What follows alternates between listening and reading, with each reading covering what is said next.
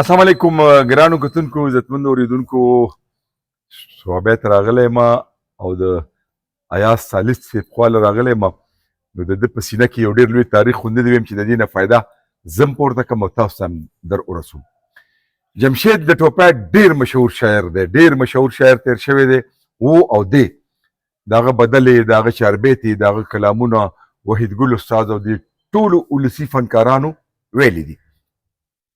اوس المیه دا ده چې د ټوپای د جمشید کلامونه نه په ریډیو کې داسې خاص ریکارډ شوي دي نه په ټلویزیون کې. په دې وجه هغه خلک چې چا کیسټ اورېدلی دی، چا میداني مجلسونه اورېدلي، هغه جمشید پیژني، دا هنرمندان هم پیژني.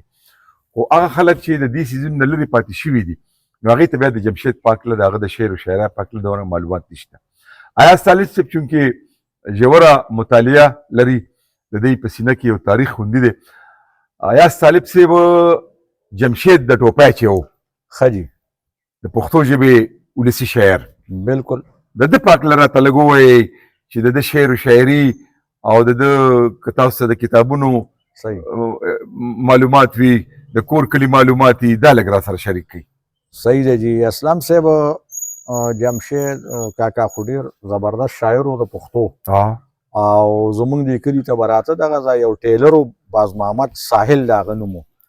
او شاعري به هم کوله نو ساحل به هغه ځان ته وي. نو هغه دوکان کې ما څو ځله دی لیدلی و، دا ډېر وخت خبره ده، تقریبا څه یاره زه وایم چې څلوېښت کاله به کېږي دا خبرې. او زه هم داسې هلک وم نو هلته به مونږ تلو. زه خو په شاعرۍ مین هم ډېر یاره که چاته به چا وي را د عبدالله استاد نوی کتاب راغلی دی نو مونږ به راوړه، که چا به وي یاره د داسې نوموړي شاعر بل راغلی بل مونږ به راوړه. نو د جمشید چې به چاپ شه نو ما به راوړه، ځکه چې هغه کې ډېره خوږه شاعري وه او د هغه داسې غونې دغه او زما د هغه مال خو زه هلک وم، اوس خو مې زه نو اوس هم هلک یې لا یاره لا هلک صاحب داسې چلو چې د هغه دغه چې و د څه ورته وایي د سوچ او فکر او د هغه نو د هغه رنګ چې و نو د احمدین طالب د شاعرۍ رنګ په د هغه په شاعرۍ پروت د جمشید په شاعرۍ کې په شاعرۍ کې زما د تجربې مطابق، ځکه هغه د هغه شعرونه هغه تضمین به هم زه ووامه او چې هغه د هغه داسې کړی تاسو خو مې پوهېږي نه، خو ما د هغه شاعري لوستې ده نو خو د احمدین مې هم لوستې ده ټوله. نو بیا ما ته پته لګي چې یاره دا ډېر چا نه دغه یو رنګ متاثره دی، چا رنګ دی پکې. خو جمشید استاد خپل عالم فاضل سړی و، ځکه چې ویل کېږي چې د راوي نه مې اورېدلي دي چې د په هندوستان کې ژوند کړی نو پخوا شاعري به یې چې کوله نو د اردو شاعري به یې کوله، بیا پښتو ته راواوړېد. دا مې د چا نه اورېدلي، کتابي خبره مې نه ده کتلې، خو دا مې د راوي نه اورېدلې ده. نو بیا د ده د مشکل الفاظ لکه د احمدین ډېر ګران بل د هغه په د په شاعرۍ کې چې کوم ده نازک خیالي ډېره ده. که اوس مونږ راشو د کتابونو نومونه زه والمه نو دین دنیا یو کتاب و، هغې کې ډېره ښکلې شاعري کړې وه، هغې کې کیسې لیکلي دي. که د ده مونږ وګورو جولای ګلونه په هغې کې ډېره ښکلې شاعري کړې ده. که مونږ د قیامت پیشونګویي وګورو هغې کې ډېره د صحیح بخاري او د مسلم د حدیثو نه چې کوم دی د پیغمبر علیه السلام د خولې خبرې ترجمه کړي دي او په شعر کې یې کړي دي. چاربیت یې هم پکې لیکلي دي او یو کیسه غوندې هم لیکلې ده او هغه چې کوم دی نو هغه یې کړې ده. او بل د یو بل کتاب ما کتلی د وصال شپه، دا کتابونه ټول زما د نظر نه وتي دي او د چا د خولې نه وم، دا ما خپله کتلي دي. بل داسې شاعري ده چې لکه سړی پې مړېږي نه، لکه احمدین طالب وایي تون شعر شروع کا د ناجانو خلکو خوښ نه وي اشغار سس که نه، نو د ده تون شعر دی. لکه د بدلې چې کومې لیکلي لکه دا کیسې چې ورته مونږ وو نو عجب خان اپریدي دا عمده لیکلې ده او محمود باچا باندې بدله لیکلې ده او د کامروجانو د شپونکي یو کیسې لیکلې ده. د پیر بابا او د بالکي او د قدره یو کیسې لیکلې ده. د حضرت عمر صاحب کیسې لیکلې ده. یو ورځ حضرت عمر ویلي دا ټولې بدلې ما ته راځي، لکه دا ما ته ذهن کې دي اوس هم خو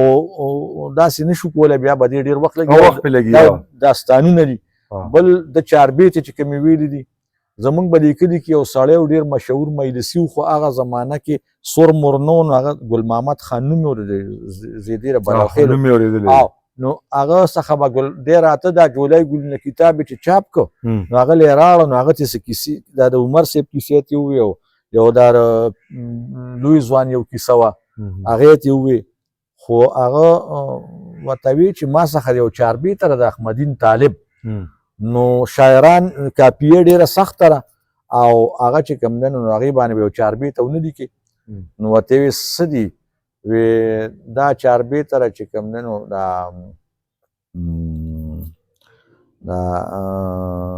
چې ښکاره شي د سروټي کې لکه تندر دی په سلچنده یې سیوا دی مخ ګل د صدبره نو کاپیه ډېره سخته ده نو ده ورته ویل زه به پې ولیکم کاکا وی زه به پې ولیکم نو د 4 میاشتې پس په چاربیته ولیکله 4 میاشتې پس خو ډېر ګران مشکل الفاظ دي هغه لکه داسې دی که نه چې لکه رب امان راکړي د بېلتون ظالم د ضربه ضرب ورته لاندې دی په سلي سي د تندر دا په جمشید ولیکله لکه ځمکه هغه ده خو شاعري خو هغه شان نه ده خو لکه هغه شان ځمکه ده لکه دی وای مخ ته چې د ګورم سم د زرو واټو بلب دی بلب د رڼا دی په ناکړه یم د رقیبه زه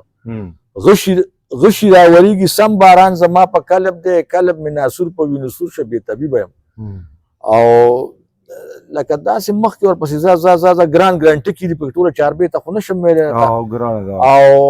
وایي څوک چې وي لنډی شاعر خبر نه وي د هربه نو هرب منظري سره به څه وشي د بندر یا وروسته وایي کسر یاد کړی دی وایي وګوره مصرو ته د جمشید چې څور غبرګي دي غبرګي چاربیتې د پاسې قدر قیمت لري نو دا چاربیتې د که دا لیکلې را یا دا لیکلې ستا په سینه د ګلوهار شته دی د ډس خندا دې په ساعتونه کوي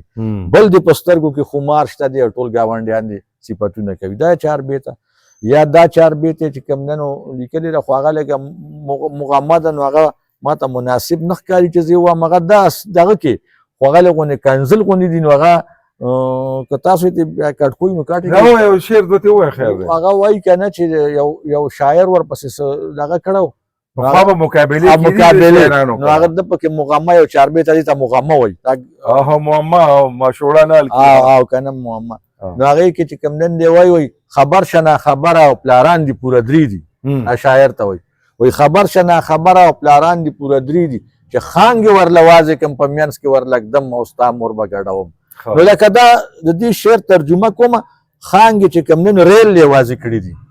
او لکه ریل داسې کوي په منځ کې ورلګدم مور وای تاوستا کنه ستا مور به ګډوم نو دا اوږده چاربیت مطلب دا زماني مطلب نور وي غلطه مشته نه هغه د شاعر چې کوم نه غلط شی نه وای او لکه دا کاری پوری دا او دا هغه به خپل لکه احمدین طالب وای که نه وای دغه وای دا او یو داسې زنانه ده چې راړي لونه سپین سره خبر که ناخبرې نو هغه ټانټي ته اشاره کړې ده ټانټه چې کله وږې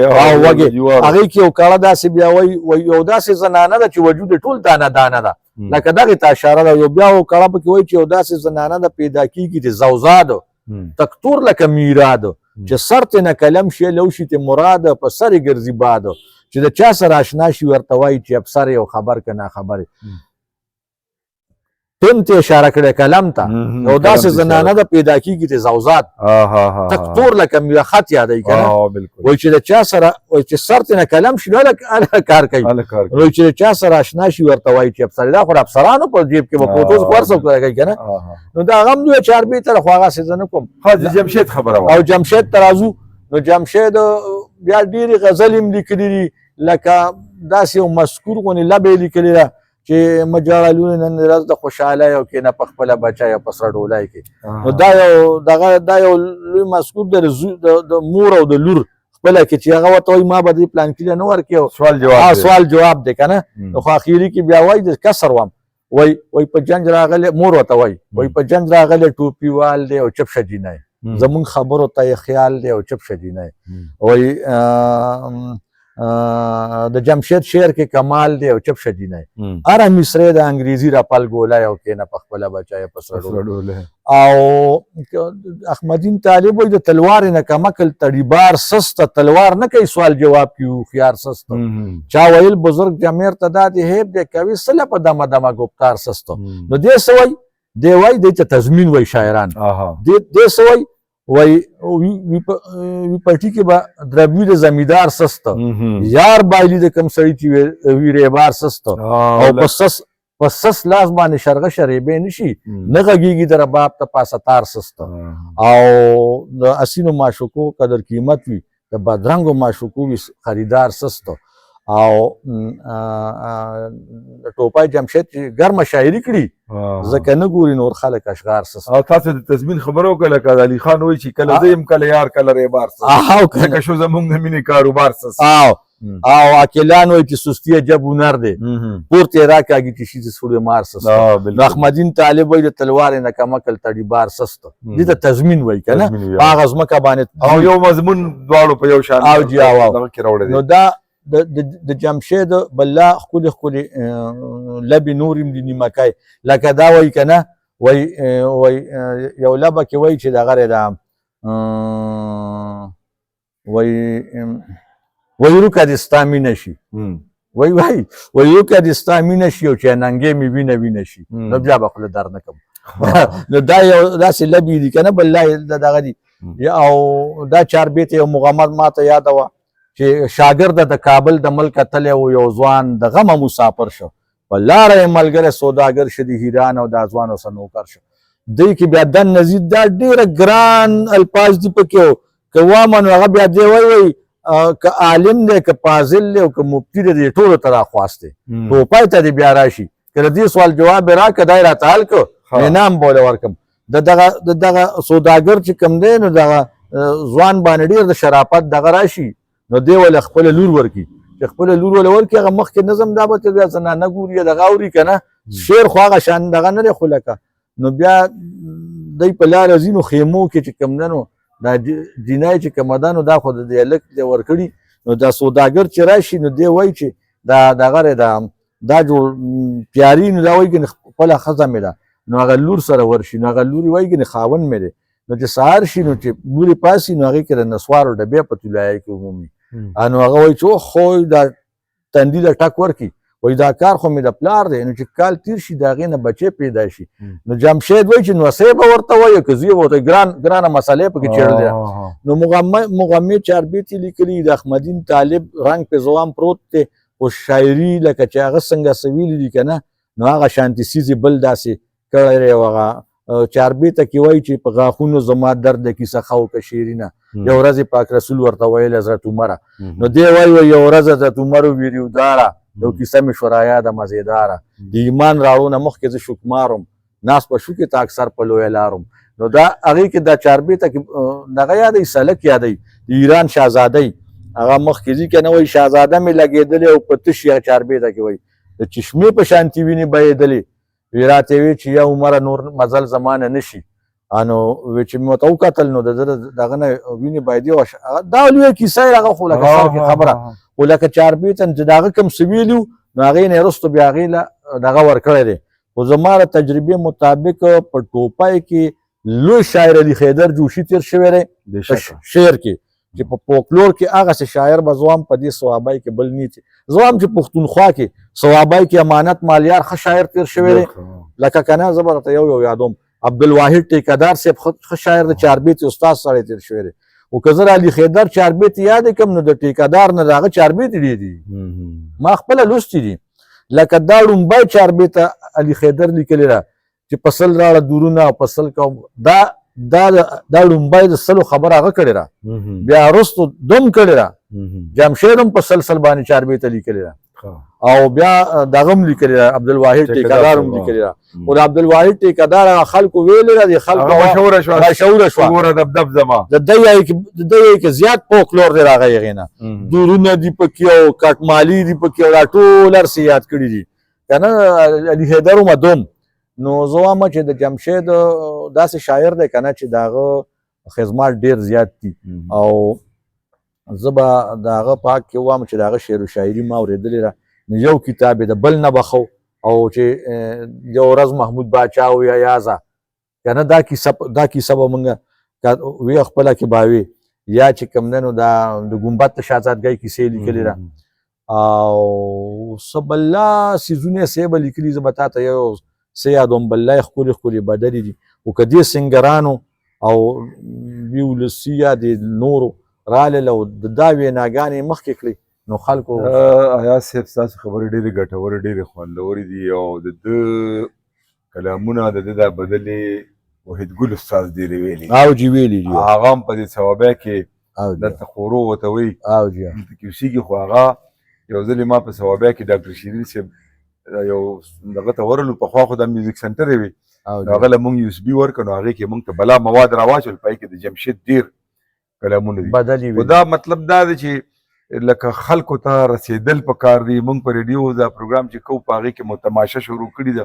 او مې کې د میداني او دا قسمه څیزونه غږو مونږ وایي چې دا خلکو ته ورسي او دا شی